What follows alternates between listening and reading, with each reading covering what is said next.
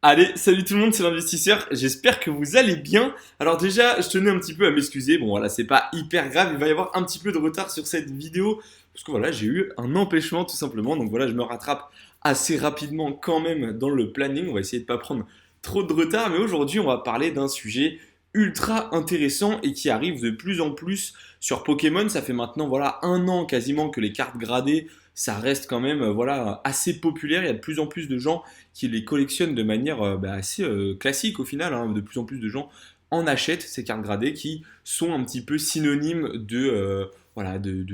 d'éléments premium de ta collection. Voilà, quand tu as une petite carte gradée, souvent tu en achètes une ou deux, des cartes un petit peu qui te font plaisir. Et ça arrive de plus en plus sur d'autres items, alors que ce soit voilà, des jeux vidéo, voilà, des items assez variés, et de plus en plus de boosters sont mis un petit peu à l'épreuve. Alors à l'époque, on était plutôt sur des boosters. Voilà, j'ai cherché un petit peu sur eBay les boosters qui pouvaient être vendus. Alors à l'époque, voilà, on pouvait surtout avoir des blisters, par exemple, des boosters, pardon, des séries beaucoup plus anciennes, donc du set de base, tout ce qui va être BlockX. Enfin voilà, un petit peu des séries quand même assez voilà rares, assez populaires, mais pas trop, en fait, mais pas très trouvables dans le commerce. Et donc c'était une manière un petit peu de se rassurer au moment de l'achat, d'avoir une certaine certification. Et aujourd'hui, je vais vous parler du coup un petit peu de tout ce qui tourne autour du blister gradé, du booster gradé. Je vais vous parler un petit peu les items que ça va impacter sur le monde de Pokémon. Est-ce que c'est positif ou non? Voilà, on va parler de tout ça dans cette petite vidéo. Juste avant que ça continue, je vous invite à vous abonner, à liker et à me dire dans les commentaires pourquoi pas un petit peu si vous achetez des boosters gradés ou si vous avez l'intention pardon, d'en faire grader à l'avenir. Voilà, dites-moi tout ça dans les commentaires et pour ceux qui peuvent booster la vidéo, n'hésitez pas, ça fait super plaisir. Du coup, on va continuer tout de suite. Donc, comme je l'ai dit, voilà, hein, au début, les boosters gradés, tout simplement, c'était surtout sur des séries assez anciennes. Mais sauf que voilà, je me suis baladé tout à l'heure sur eBay. Je voulais un petit peu analyser. Voilà, j'ai aussi moi personnellement des séries de mon côté qui commencent à se faire assez rares. Je pense notamment à Evolution Céleste où j'ai encore pas mal de boosters. Je voulais regarder un petit peu la cote et je me suis rendu compte en fait quand j'ai tapé booster Evolution Céleste qu'il y en a un qui est parti à 61 euros. Donc bien sûr gradé 10, mais c'est du collectorat. Donc au final, c'est pas non plus la société de gradation la plus populaire pour des notes, on va dire, voilà, le 10, il a l'air plus simple à voir chez Collectora, par exemple, que chez CCC. Après ça, voilà, c'est à vous de faire votre propre conclusion là-dessus. Mais en tout cas, moi, c'est ce que je pense. Je pense que Collectora, c'est surtout sympa d'avoir un petit peu cette illustration au-dessus du blister, mais ça m'a quand même un petit peu retenu mon attention parce que du coup, on est à 61 euros au niveau d'un blister gradé, donc Collectora 10. Et au final, ce qui se passe, c'est qu'en réalité, eh bien, on le trouve à 26 euros, ce booster, pardon. Donc en fait, un booster sorti de coffret peut avoir un 10, on va dire assez facilement. Normalement, un booster, ça se note pas vraiment comme les cartes, ça va plus être au niveau des griffures, s'il a été frotté, mais normalement, dans un coffret, c'est quand même du bon état.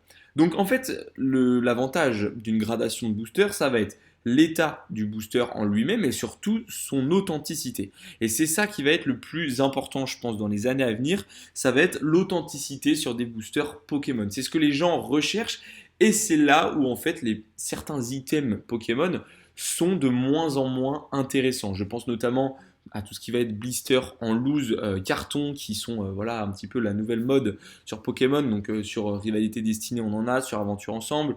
Alors ça va pas être ce genre de blister, ça va plutôt être, je sais pas si je vais vous le trouver assez rapidement. Donc voilà, ça va être exactement ce genre de booster. Et en fait, ce genre de booster, ben, au final, c'est pas ultra intéressant parce que c'est facile à recoller, c'est facile à falsifier. Donc au final, aujourd'hui, on se retrouve face au fait qu'on est obligé de soit les garder pour soi, soit de se faire confiance entre vendeurs. Mais là, du coup, ça rentre dans une catégorie beaucoup plus compliquée. Donc au final, la gradation, elle est avantageuse pour ce genre de choses. Donc un petit peu, voilà, grader des blisters, des boosters qui ne sont pas forcément facilement identifiables et qui sont un petit peu de plus en plus rares. Et ça va être intéressant également, je pense, pour des items comme les coffrets Pokémon. Un coffret Pokémon, on sait que ça s'abîme très vite, et en réalité, un coffret Pokémon, ça prend rarement beaucoup plus de valeur que les blisters qu'il contient. C'est-à-dire que par exemple, on va avoir aujourd'hui un coffret Rivalité Destinée, imaginons qu'il contient 4 boosters, c'est 4 Rivalités Destinées, et que les 4 se revendent à 20 euros. Et bien le coffret, il va rarement coûter 2 000 euros. À la limite, il va coûter voilà, un petit peu plus que la cote, donc on va dire allez, 100 euros, 20 euros de plus que les boosters parce qu'il y aurait une carte promo, parce qu'il y aurait ceci, parce qu'il y aurait cela. En réalité, les cartes promo, on sait qu'elles sont la plupart du temps authentiques. C'est très compliqué de falsifier très bien une carte promo, donc on arrive facilement à l'identifier. En réalité, pour les boosters, c'est beaucoup plus compliqué. Dans un coffret, on ne peut pas forcément voilà, savoir s'il a été recollé ou non tant qu'on ne l'ouvre pas. Et le problème, ça va être ça. Aujourd'hui, les revendeurs, quand ils veulent revendre un coffret, le fait de ne pas pouvoir authentifier le coffret parce que c'est très compliqué s'il n'est pas ouvert, et bien au final, c'est peut-être plus simple pour le vendeur de directement ouvrir le coffret, de faire grader les boosters et de les revendre en loose. Là où ça peut poser problème, parce que je me suis également demandé pourquoi un booster gradé pouvait se vendre aussi cher, donc c'est quasiment le double que le prix de la cote normale. Déjà, la gradation, ça coûte un certain prix, et ça, je pense que c'est pour l'instant. Avant que ça se démocratise beaucoup plus, je pense que voilà, la gradation coûte aujourd'hui beaucoup trop cher. Je pense notamment que dans les années à venir, il va sûrement y avoir une certaine forme d'automatisation du système, donc peut-être des blisters gradés avec de l'intelligence artificielle ou je ne sais quelle machine en fait qui va remplacer l'humain et ce qui fait qu'il pourrait grader beaucoup plus rapidement, qui pourrait baisser le coût de production, le coût d'achat et donc au final on se retrouverait peut-être à une gradation à seulement voilà quelques euros par booster et là ça deviendrait beaucoup plus intéressant que ce soit pour le vendeur comme pour la société qui pourrait en faire grader beaucoup plus à la fois et qui pourrait du coup en fait du coup réaliser plus de bénéfices que ce soit dans les deux camps.